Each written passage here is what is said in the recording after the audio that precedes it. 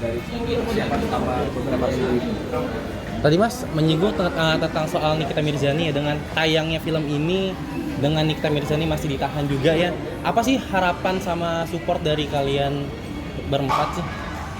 Ya kalau kita semuanya mensupport, mendoakan tentunya ya. Itu kita juga komunikasi, artinya saya juga ke sana ke Polda. Itu semua kita bicarakan gitu, supaya nanti Mbak Nikita bisa ikut support film kita, itu semoga cepat keluar juga, ya bisa bareng-bareng kita lah sebenarnya kayak gitu.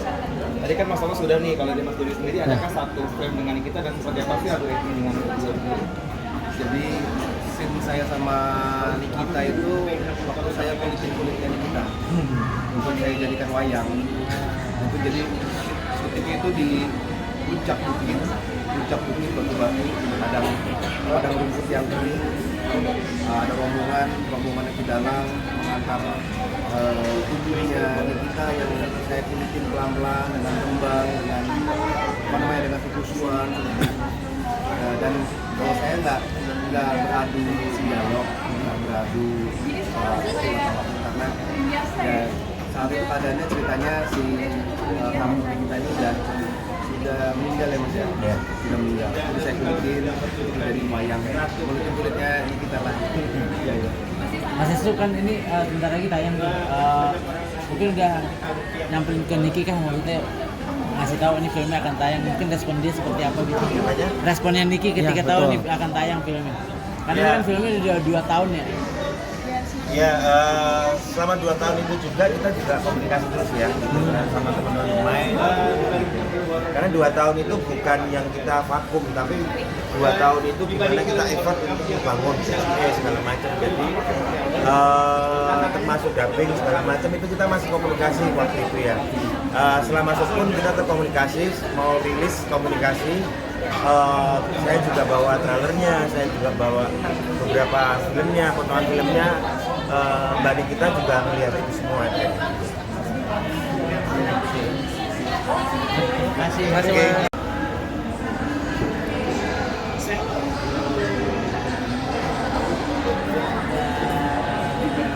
Oke, Rizal, boleh diceritakan di film Sirik di sini perannya sebagai apa?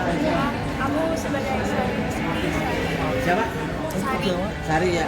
Sari itu anaknya Ibu Santika. Dia adalah yang dididik seumur hidupnya untuk menjadi penari utama tarian ledek. Dan kalau dari karakter Sarinya sendiri, dia ini lebih banyak ke arah polos dan cerianya. Dia polos ceria, masih anak-anak banget.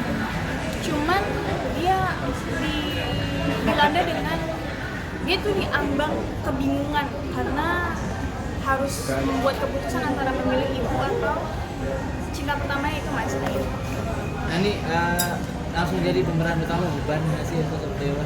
Wah, pastinya karena ini sebuah kepercayaan yang dikasih oleh Om Hestu sendiri dan Pak Produser kita, pastinya lumayan challenging dan deg-degan karena pasti di balik itu semua ada ketakutan yang di dalam, takut kurang cukup baik, takut gagal, ya, takut tidak bisa memenuhi apa yang mereka inginkan. Itu sih, cuman memainkan karakter Sari perjalanan yang indah sih. Susah buat jadi penari kan atau mendalami?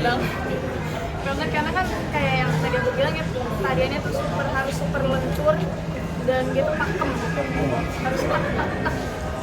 Nah itunya yang aku sendiri jujur kurang bisa, dan takut teman-teman nanti yang nonton mungkin kurang puas. Tariannya apa yang dipelajarin di sini? Sorry? Tarian yang dipelajarin di sini apa? Tariannya kita belajar tarian namanya ledek. Edek, Gendek, Oh, ledek, oh. ledek. ledek, oh.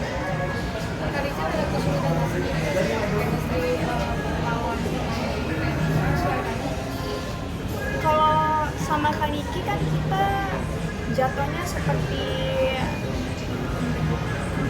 kita berkompetisi karena kita mau dapetin, kita berkompetisi untuk menjadi penari utamanya.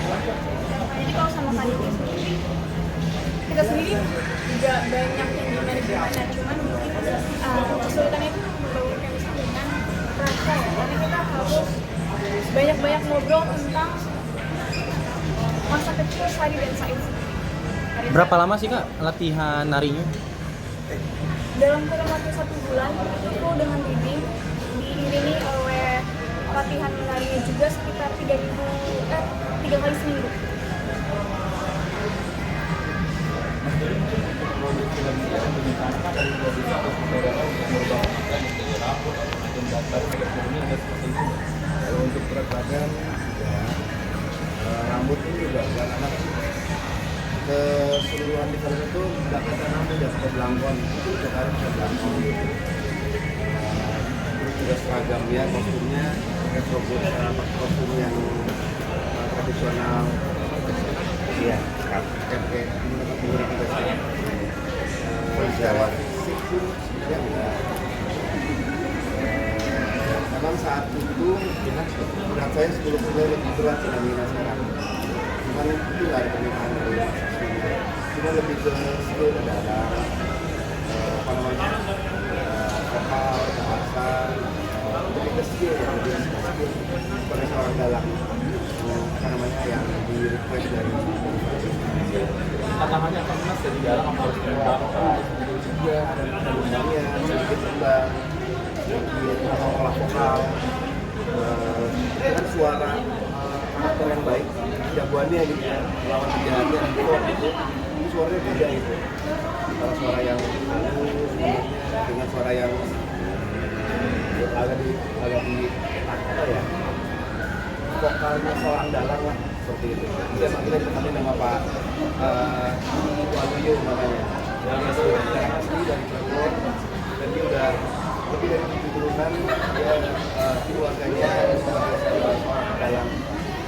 Jadi dilatih lah sama dia teknik menggerakkan layang, menggunakan 2 tangan, dari dengan terbang sedikit, dengan vokal. Terus juga Mas Esti juga ngasih materi. Ini ada tembang-tembang untuk apa? Mantra jahat lah, mantra jahat lah gitu. Buat di dalam, tapi modif ya Mas Esti ya. Supaya itu kekuatannya nggak real. Jadi ada yang sedikit berubah di mantra-mantranya tuh nggak seluruhnya saya kembangkan. Karena itu bahaya kalau seluruhnya diucapkan. Ini pertama kali itu di sana. Pengalaman yang menarik buat saya, tantangan juga. Tapi setelah ngelewatin semuanya, jadi merasa ya oh ini ada buahnya, ada hasilnya dari